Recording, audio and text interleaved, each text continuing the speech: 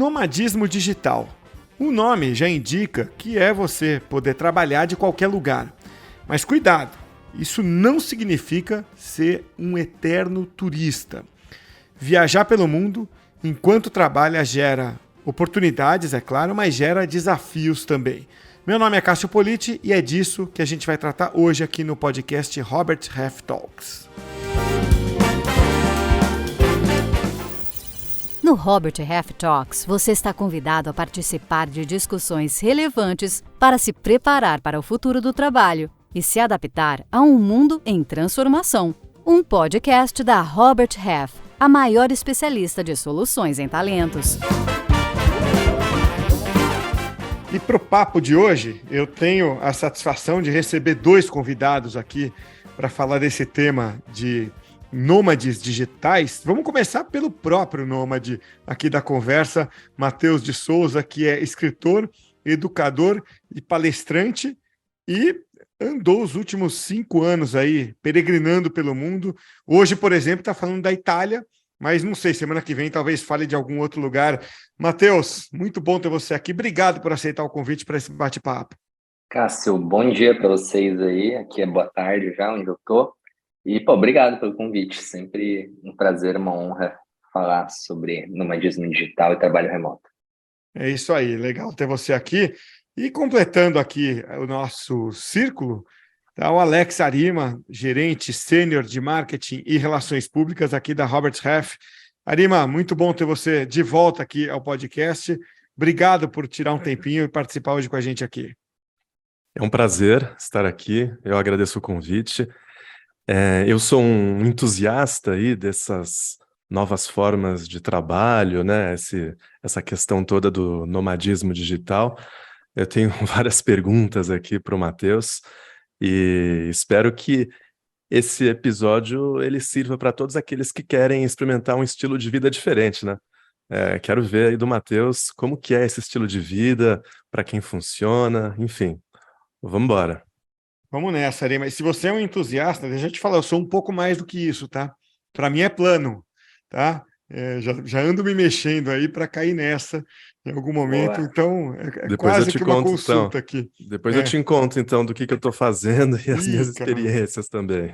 Tô achando que vai Vamos rolar um lá. café aqui depois para a gente trocar mais ideias sobre isso. Mas vamos naquilo que, para quem está ouvindo a gente, ou tem curiosidade ou tem vontade de fazer. Como é que é a vida de um nômade digital, Matheus? Porque é muito fácil confundir isso com um eterno turismo, né? A gente cai nessa ilusão de que, bacana, vou viajar o tempo inteiro, mas eu suponho aqui, eu queria te ouvir, que, cara, de segunda a sexta, ou até mais do que isso, você está trabalhando, né? Então, como é que é ser um nômade digital? Quais características envolvem esse estilo de vida?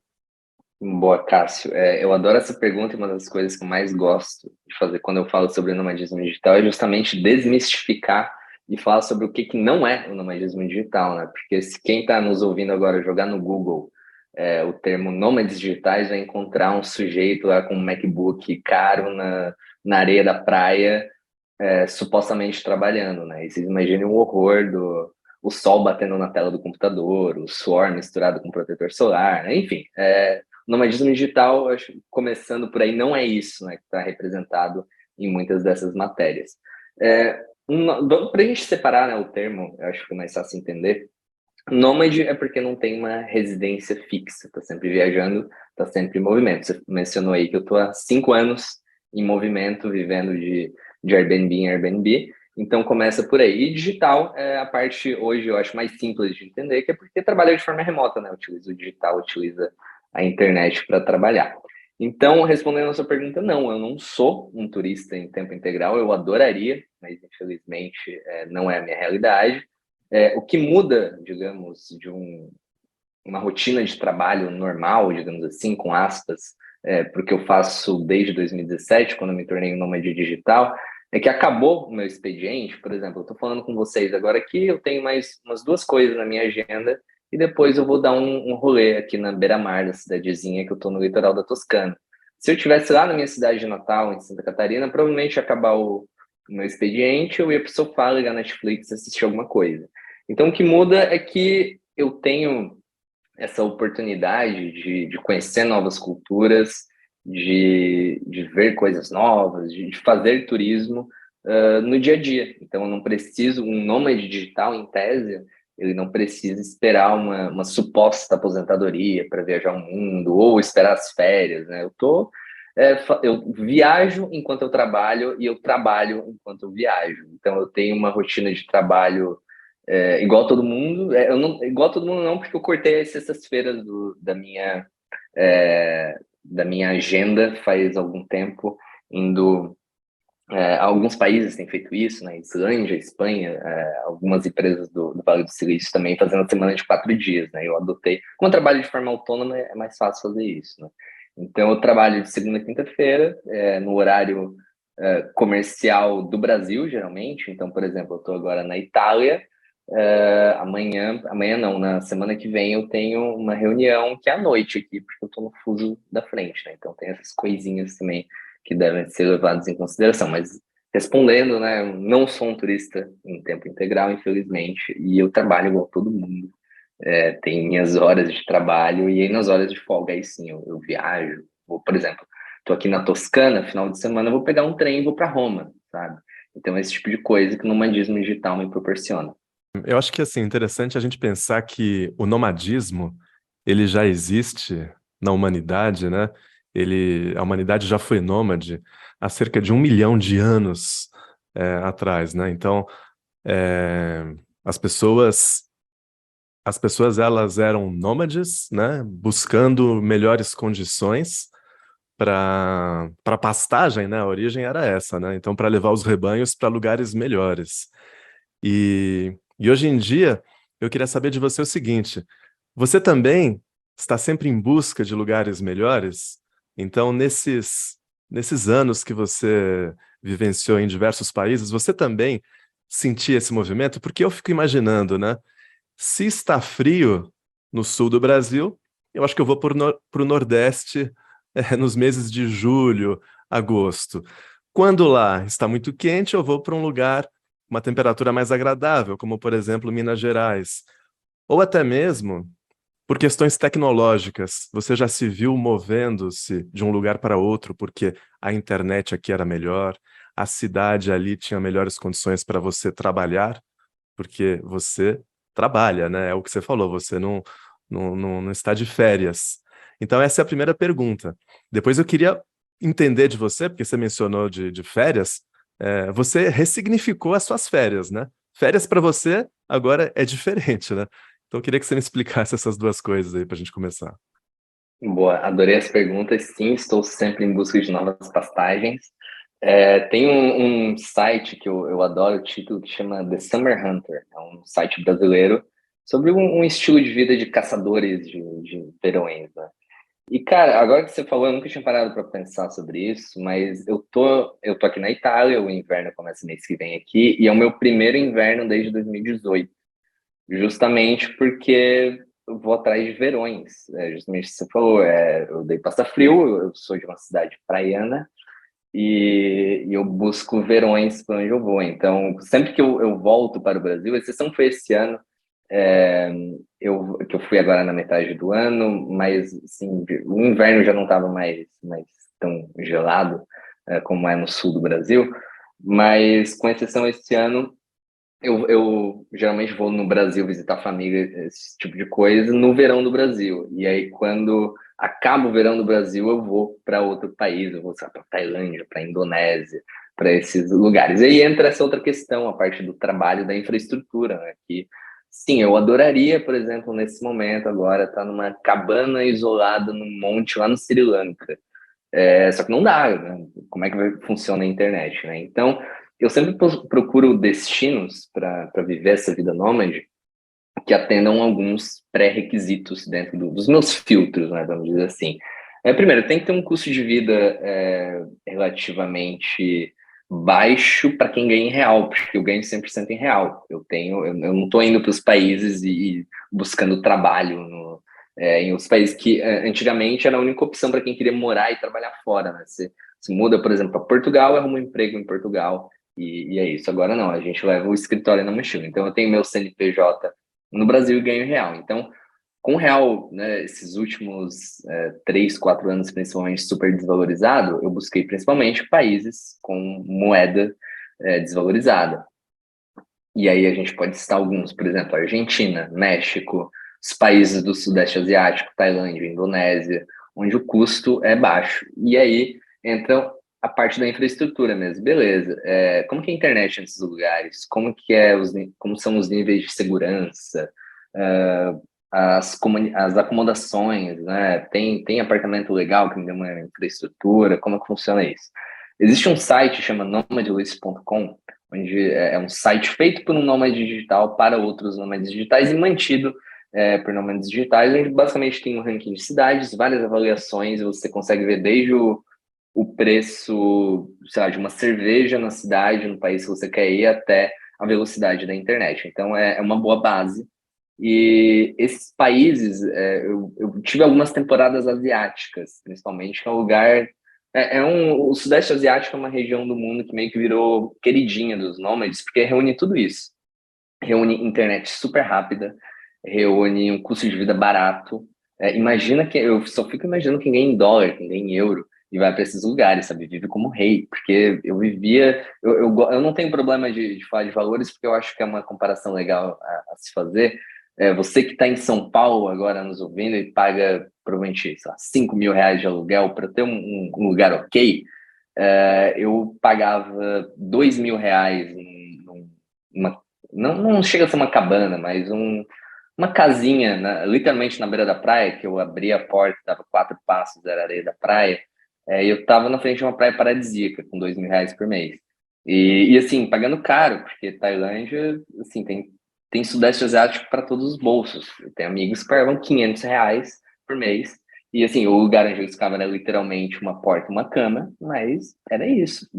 Trabalhar, vai para um café, vai para um coworking, que tem demais nesses lugares também, vários lugares legais para trabalhar.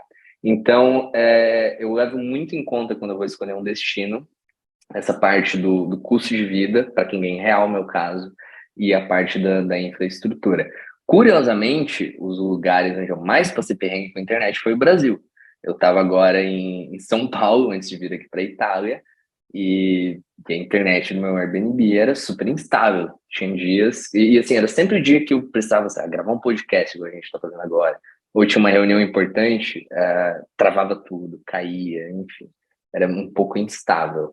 Então, resumindo, né, eu tenho esses filtros, basicamente moeda, a segurança é muito importante. E aí, de novo, por isso que eu vou falar bastante, eu acho, de Sudeste Asiático por aqui, porque eu sou apaixonado por lá por N razões, mas, como eu falei, eu voltei de São Paulo agora, né? E, cara, lá todo cuidado é pouco, né? Com celular, com equipamento, porque eu viajo na minha mochila, pô, tem meu computador, que é o meu escritório, eu trabalho com produção de conteúdo na internet, tenho um celular relativamente caro, então ficava tudo assim, pô, e agora, né? E na Ásia, cara, você anda, sei lá, 3 da madrugada em Bangkok fazendo vídeo, fazendo live no Instagram, se quiser, sabe? Com o celular, assim. Então, são alguns aspectos que eu tenho levado. E aí, indo adiante na pergunta que você fez, eu acredito que uma das coisas mais legais, talvez, do nomadismo digital é que ele me permite viver vidas que eu não viveria se não fosse o trabalho remoto. Você falou sobre férias e tal, né? Sobre ressignificar isso. A gente vem de um modelo de trabalho, um modelo, não vou dizer imposto pela sociedade, mas a gente tem um roteirinho meio pré-definido ali, geralmente, né? De, pô, você vai para a faculdade, sai da faculdade com um trabalho legal. Isso no mundo perfeito, obviamente, né? Eu saí da faculdade desempregado. Mas você sai da faculdade com um trabalho legal, você casa, você compra uma casa, né? Fixa raízes, você tem filhos, e aí você vai juntando dinheiro para talvez viajar nas férias ou então para fazer isso, né? Que eu brinquei no começo, a suposta aposentadoria, porque se você, o que mais tem hoje em dia é caso de burnout, de executivo tendo um infarto aos 40. Então, talvez a suposta aposentadoria não chegue, né? Então, eu tô, digamos, curtindo a vida enquanto eu tenho saúde, trabalhando ao mesmo tempo. Então, sim, ressignifiquei principalmente essa relação trabalho-vida pessoal. Isso que eu falei de não trabalhar às sextas-feiras, eu vi que deu certo na Islândia, eu vi que a Espanha estava fazendo isso, algumas startups do Vale do Silício. Eu pensei, por que não, sabe? Aí a primeira sexta-feira, aquela olhadinha básica no e-mail, né, para ver, e agora? Será que eu não vou trabalhar mesmo? E aí, tô no meio de um projeto, será que eu não tenho que dar as caras ali no grupo de WhatsApp? E ficava naquilo, mas depois eu vi, cara, não. Eu preciso Uhum. fazer o que tem que ser feito durante o meu expediente. Se o meu expediente é de segunda a quinta, ou se eu trabalho no final de semana e curto a vida durante a semana, tudo bem. No meu caso, obviamente, eu tô falando aqui mais fácil, porque sou um profissional autônomo. Geralmente, quando eu trabalho com empresas, tenho clientes, tanto com treinamentos em company ou como redator, eu tenho prazos, né? Trabalho com projetos, então tenho Sim. datas. Então, para o cliente, tanto faz entregar, tanto faz se esse trabalho tem que ser entregue no dia 10, eu vou fazer dia 10 de madrugada, ou se eu fiz ao longo da semana, tem que estar entregue. Você falou duas coisas que eu queria retomar. Primeiro, você falou da mochila. Então, depois eu quero saber assim, o que que tem na mochila de um nômade digital, o que que não pode faltar. Mas antes disso, você falou do que você faz, então, um trabalho autônomo, né?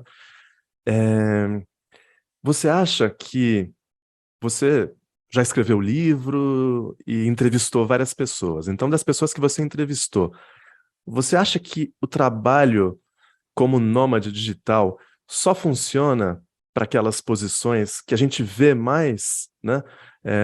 Pessoas fazendo, como por exemplo, produtores de conteúdo, quem vende cursos online, né? Aquelas pessoas que fazem os chamados infoprodutos, programador, editor de vídeo, fotógrafo, quem mexe com redes sociais.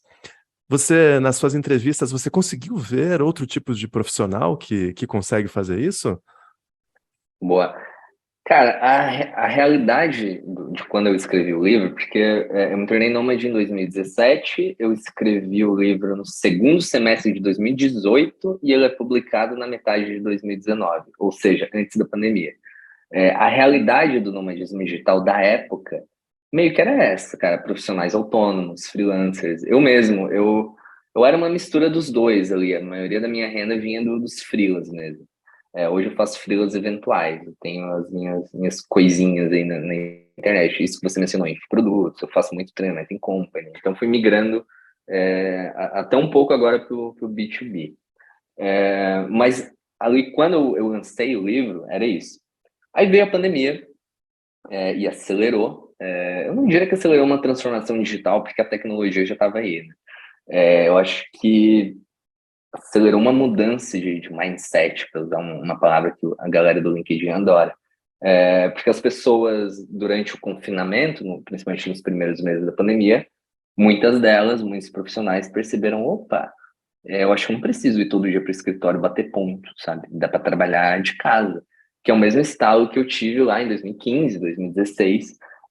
Tentei, na época, negociar com os meus gestores, eu era CLT para fazer trabalho remoto, e eu vi algo do tipo: nossa, mas se liberar para você, tem que liberar para todo mundo. E eu, de verdade, sem rancor, eu entendo porque era a cabeça da época, né? Imagina, um rapaz lá dos seus 20 e poucos anos vem com essa lá em 2015, óbvio que não aceitaram. E aí eu decidi, então, que eu deveria criar o meu próprio trabalho, ir atrás de freelas, etc.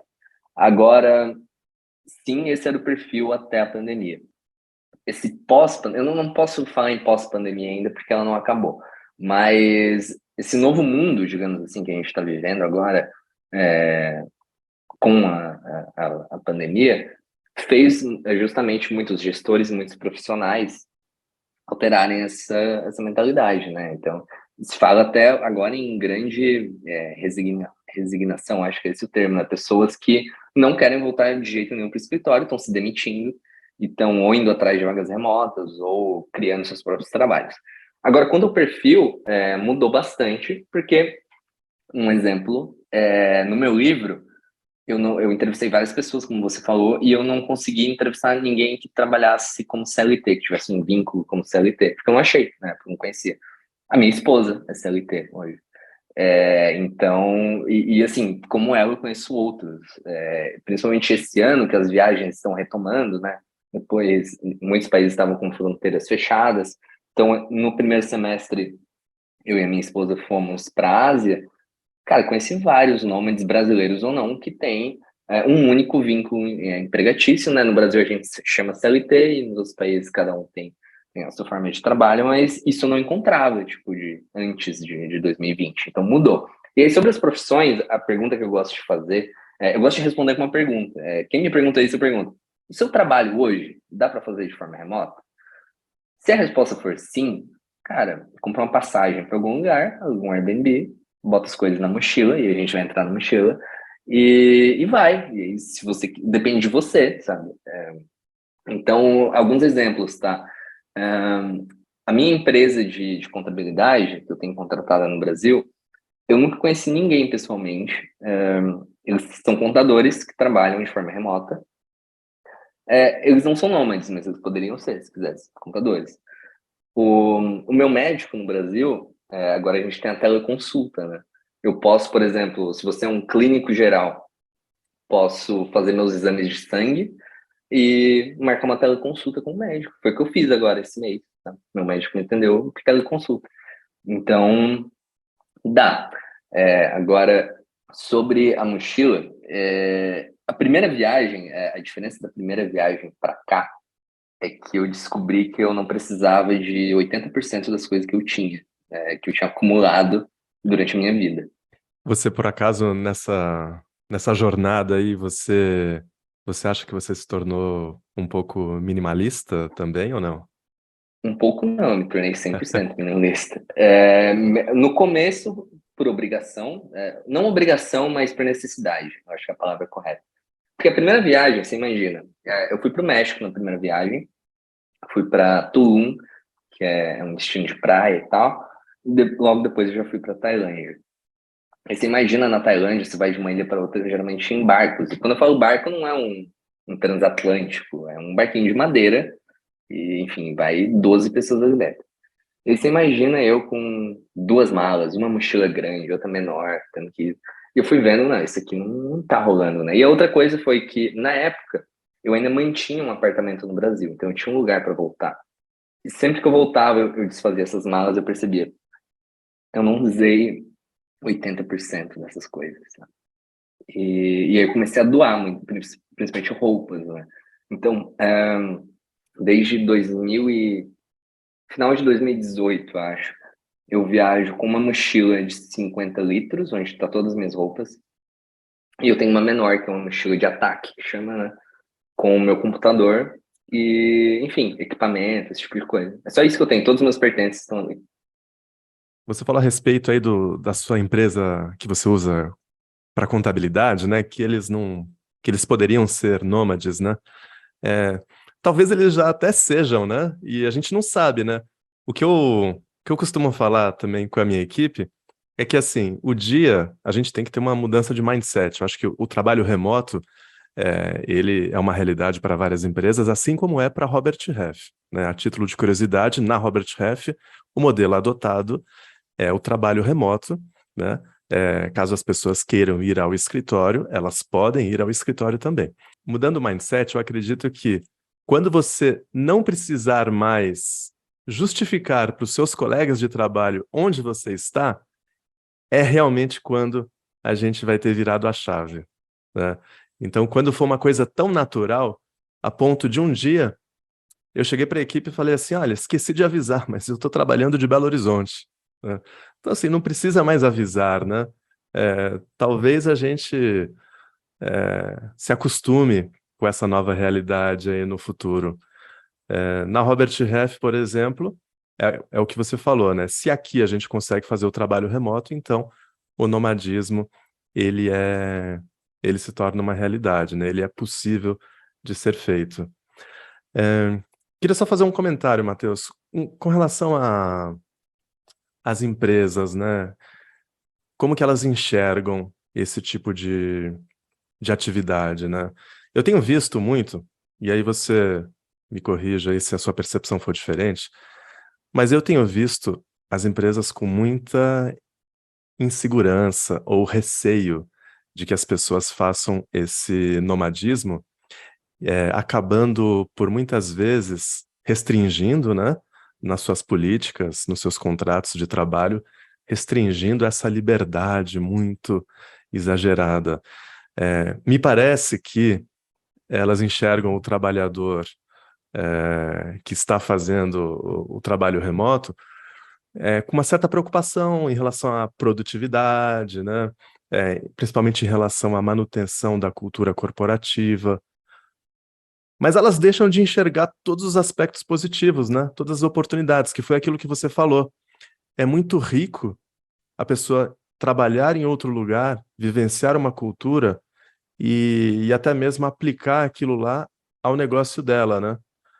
Então você percebe isso também, que existe mais por parte das empresas a preocupação do que enxergar a oportunidade que isso pode gerar, por enquanto?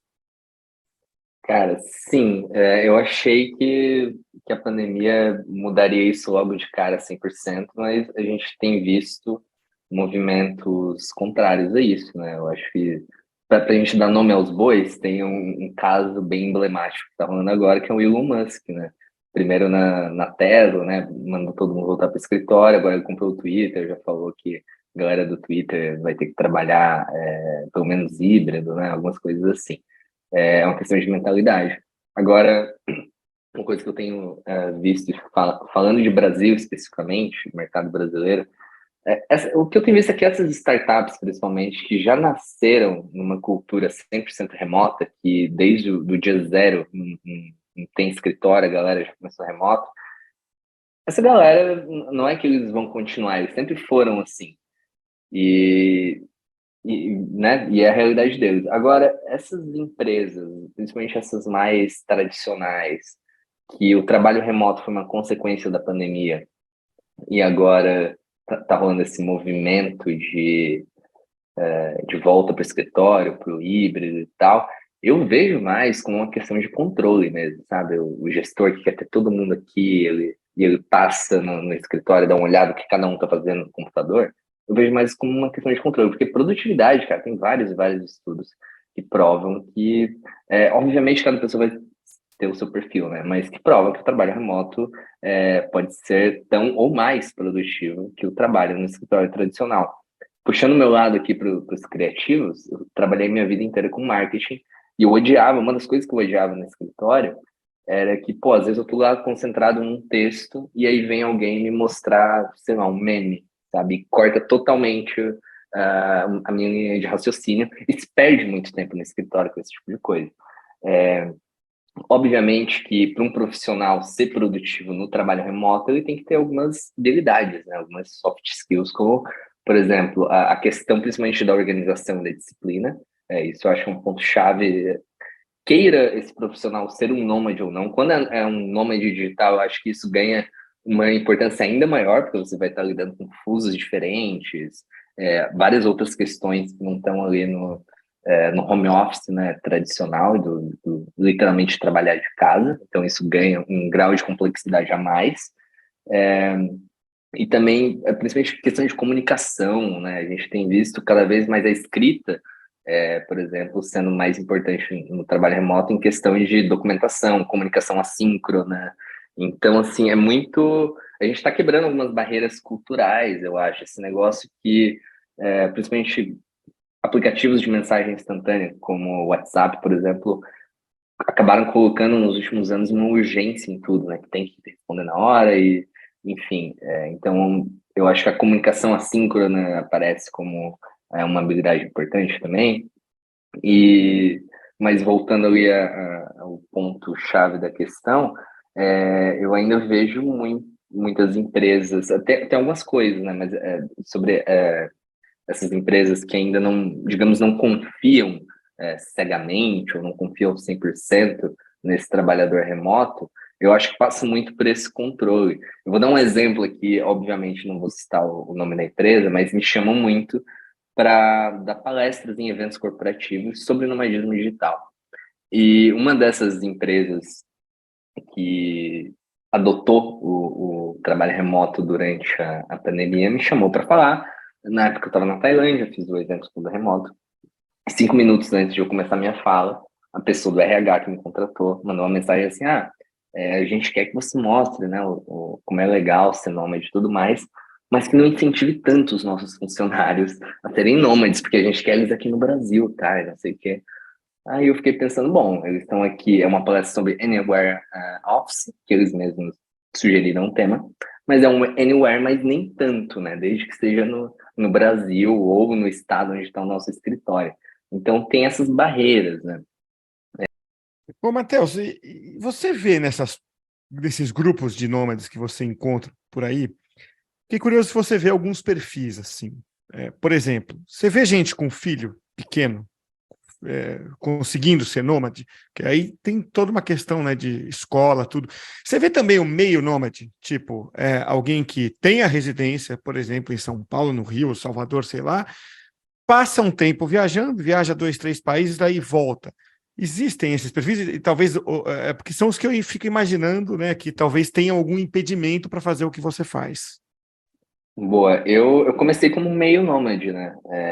As minhas primeiras viagens em 2017 até metade de 2018, eu tinha esse apartamento no Brasil e fazia o famoso bate-volta, ficava, sei lá, 6 meses fora, depois voltava. E só que eu fui percebi duas coisas. A vida que eu queria era essa vida nômade mesmo, de me mudar para um lado para o outro. E eu percebi no bolso também que não era fácil manter duas casas, né? Uma casa alugada em algum lugar e uma casa parada, porque tá, né, que eu tinha ainda de móveis, esse tipo de coisa, e nunca coloquei para alugar, enfim. Então, eu sou um exemplo de pessoa que foi meio longe. Agora, em relação a filhos, isso é uma coisa que me perguntam muito. Eu encontro muitas famílias, assim, desde sempre, mas eu não via muitas famílias brasileiras. E aí a gente entra numa questão de que os países têm diferentes sistemas de ensino, né? O homeschooling, em alguns países pode, em outros não. No Brasil, eu conheço alguns nômades com filhos que não estão em idade escolar ainda. Eu tenho um amigo próximo que ele viaja com a filhinha dele, que acabou de fazer 3 ou 4 anos. Eles se tornaram nômades na virada do ano, passaram por 8, 9 países, e viajando com a filhinha deles junto. Uma coisa que eu tenho visto, uma tendência até, principalmente nesses países que estão mais acostumados a receber nômades, como Tailândia, Indonésia, são escolinhas internacionais justamente para receber essas crianças apátridas, digamos assim, essas crianças nômades. Então existe isso já. Então eu achava super bonitinho, às vezes eu passava lá em Bali, eu dirigindo minha motinho, tinha uma escolinha pertinho de onde eu morava, e eu via aquelas crianças estrangeiras brincando com as criancinhas da Indonésia, na escolinha. Imagino que a bagagem cultural dessas crianças vai ser, né, incrível, né? Então, tem. Agora, assim, eu não posso falar em causa própria porque eu não tenho filhos, né? Então, eu imagino que talvez a grande chave ali para quem tem filhos é justamente essa parte da idade escolar, né? O que faz com, né, criança tá ali com seus 5, 6 anos, vai entrar na escola, e aí, como é que faz? Os próprios pais que vão educar, vão fazer homeschooling, vão colocar em escolas locais, né? Esse meu amigo que viaja com a filhinha, ela não está ainda na idade escolar, mas ela frequentava essas escolinhas, tipo umas creches mesmo, né? Que isso existe, tem vários preparados para receber essas crianças. Eu vou te dar um exemplo, então, Matheus e Cássio. Eu tenho 2 filhos, um de 9 anos, o outro de 3. E agora eu me classifico, então, como um meio nômade, tá? Não sou um nômade digital, mas quando o meu filho entrou de férias, né, e a gente recebeu lá o calendário escolar, aí eu vi o primeiro dia de férias dele e o último dia de férias. E eu falei para ele: a gente vai morar em outro lugar enquanto você estiver de férias. E assim fomos. Passamos 1 mês em Florianópolis, sendo meio nômades. No meu caso, eu não conseguiria viajar o tempo todo, mas eu acho que quem tem filho Por enquanto, e... né, Arima? Porque eles crescem daqui a pouco, né? Ainda bem, né? Ainda bem. Então, eu tô contando os dias aí para ele entrar na faculdade, e aí sim cair na estrada, né? E viver esse nomadismo digital. Mas hoje acho que dá para conciliar férias, né? Então, eu sou muito mais planejado hoje do que eu era antes para poder aproveitar essas oportunidades. Porque assim como eu te falei, as empresas têm um pouco de receio, mas tem muita oportunidade. Imagina você, aquele vendedor que pode ser um vendedor de um serviço, de um produto, que está simplesmente na empresa dele, na cidade dele, e está perdendo a oportunidade de conhecer todos os mercados que existem por aí, né? Então, por que não aproveitar essa fase que a gente vive, o trabalho remoto? Por que não aproveitar tudo isso e esse vendedor, por exemplo, estar um período numa cidade, ou então estar perto do público-alvo dele, porque de repente a fábrica dele é num lugar, mas o consumidor está em outro lugar e ele não conhece, tem essa distância muito grande. Então, todos esses benefícios. Imagina uma empresa, por exemplo, que quer expandir a sua área de atuação, né?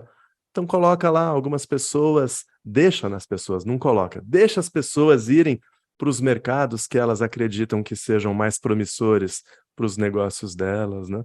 Então, acho que isso são vantagens aí que eu, ficando um mês em Florianópolis, tive uma visão totalmente diferente da que eu tinha antes sobre a Ilha da Magia, sobre É a demais. capital de Santa Catarina. Então, comecei a conhecer empresas locais, coisa que a gente vive aqui, né, no centro, assim, no sudeste, São Paulo, parece uma bolha, né?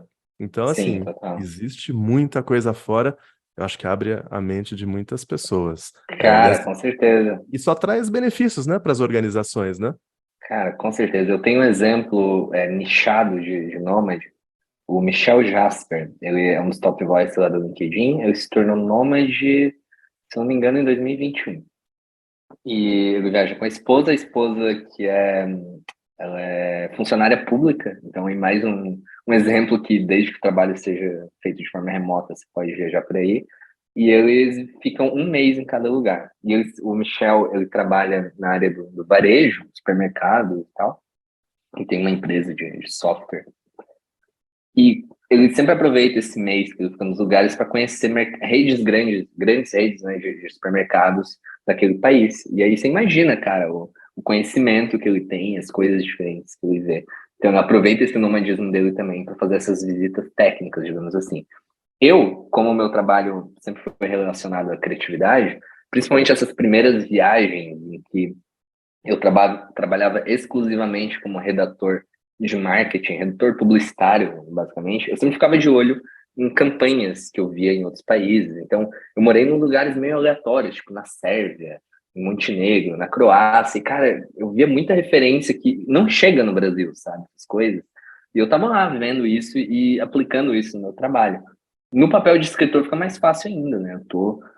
Todos os dias eu tenho novos estímulos, eu tenho material para escrever. Isso serve tanto para produção de conteúdo para as redes sociais, como para os livros também. Meu próximo livro, que eu estou escrevendo agora, enquanto eu estou aqui na Itália, é com crônicas de viagens, desses 5 anos todos. Então, assim, as viagens em si, elas acabam, independentemente da área, elas vão influenciar de alguma maneira no seu trabalho, principalmente trazer novas referências, né? Muito legal. Bom, muito bom o papo, passou voando aqui.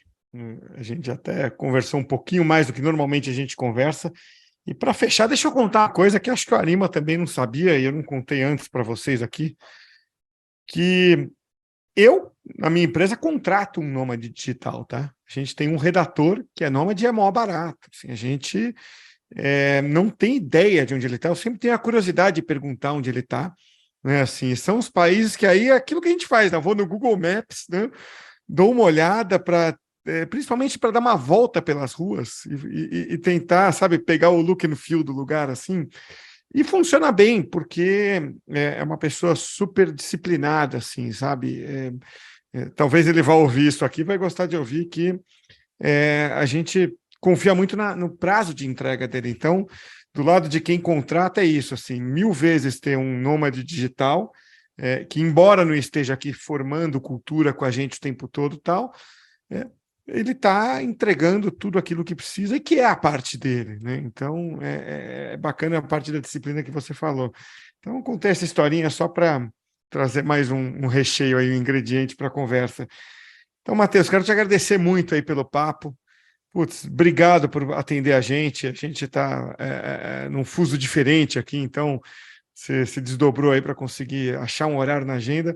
Então, te agradeço muito aí pelo papo. Obrigado, viu, Matheus? Obrigado de novo aí pelo convite. Isso que você falou sobre o seu redator era uma coisa que me perguntavam muito, principalmente quando o nomadismo digital ainda é utópico para muita gente, e ainda as pessoas não entendem muito bem, né, de forma geral, mas antes da pandemia era mais ainda. E uma coisa que sempre me perguntava era, mas e seus clientes, como que lidam com isso? Era exatamente o que você falou. Era meio que um quebra-gelo, sabe, no início de cada reunião. E aí, onde é que você está hoje, sabe? Então, assim, nunca, jamais tive problemas com clientes por causa disso. Então, só para dar fazer um último comentário sobre nomadismo. Mas, pô, obrigado a todo mundo aí que vai clicar, já agradecendo de antemão todo mundo que clicou para ouvir e está ouvindo. E obrigado mais uma vez pelo convite. Obrigado, a gente que agradece, Matheus. E Arima, pô, muito legal aí a tua participação. Você veio munido de toda a tua curiosidade aí sobre o tema. Deixei o papo fluir aqui para não atrapalhar, porque dá para ver que é um assunto que realmente te interessa. E espero que em algum momento a gente traga você, Arima, daqui a uns anos, como o nômade digital entrevistado, né, num perfil mais executivo, mas provando que a coisa dá certo. Obrigado, viu, Arima? Exatamente, né, Cássio? Acho que tem um termo, né, que a gente fala, né, em inglês, que é walk the talk, né? Então, assim, eu acredito que daqui a um tempo eu possa trazer a minha experiência de meio nômade digital. E agradeço, então, ao Matheus. Acho que a experiência de quem está vivendo já há bastante tempo é inspiradora. Acho que pode abrir a mente para muitas pessoas, muitas empresas. E, Cássio, só para comentar lá do seu redator, né? Ele deve estar feliz, né? Ele está felizão de trabalhar de onde ele quer, de poder contar contigo, com a sua empresa e poder realizar os sonhos dele, né? Então, acho que isso é muito importante quando a gente avalia retenção de talentos, né? Atração. Então, é uma nova tendência. A gente vai ter cada vez mais nômades digitais espalhados por aí, né? Então é isso. Obrigado pelo convite. Queria agradecer também a equipe do Cássio Politi, né, que faz esse podcast, mas queria agradecer também a minha equipe de marketing que organizou aí esse podcast. Então, obrigado, Cássio, Ana, Patrícia e Lucas, porque são eles que tornam esse projeto uma realidade, tá bom? Obrigado. O outro Cássio, o Cássio original, que é o Cássio Narciso, né? Cássio Narciso, temos 2 Cássios aqui. Então, na minha equipe tem o Cássio Narciso, a Ana Marques, Patrícia Alves e Lucas Pinto. São os responsáveis por esse podcast. Então, obrigado, publicamente um agradecimento a eles. E obrigado a você, Cássio, obrigado a Matheus. Espero que tenham gostado aí quem estiver nos ouvindo. Este podcast é produzido pela Robert Half, a consultoria global de soluções em talentos que mais cresce no Brasil. Venha fazer parte dessa história, trabalhar com pessoas e ser o agente da evolução e transformação da vida de profissionais pode ser uma atividade muito gratificante, além de uma excelente oportunidade de carreira. Acesse a seção Trabalhe Conosco do nosso website, o roberthalf.com.br, e veja as vagas disponíveis. Junte-se a nós! O Robert Half Talks é um conteúdo da Robert Half, a maior especialista de soluções em talentos.